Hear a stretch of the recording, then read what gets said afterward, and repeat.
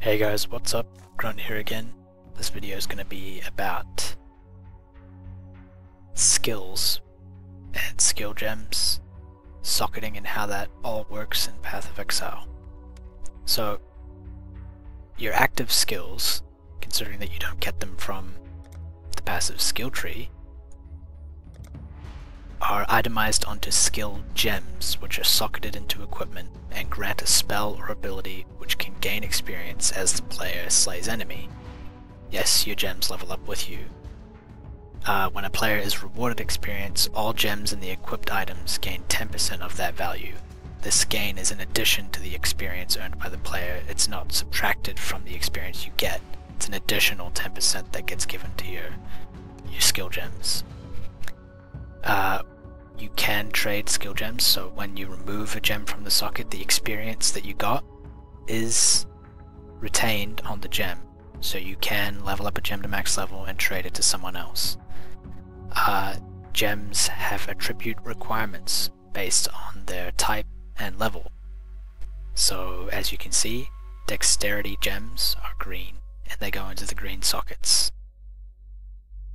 Intellect, blue sockets, strength, red sockets. Now, they have attribute requirements based on their level and type. For example, a high-level cleave gem requires more strength than a low-level cleave gem.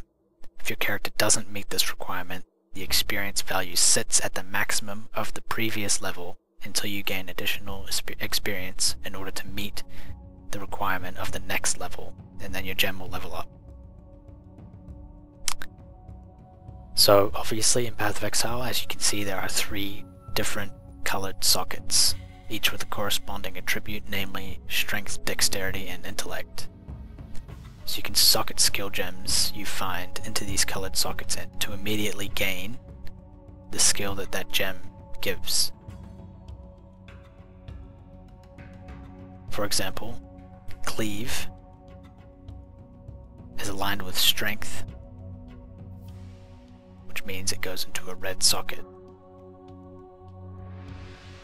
And the color of the sockets on items is strongly biased towards the attribute that that item is aligned with. For example, an intellect/strength item,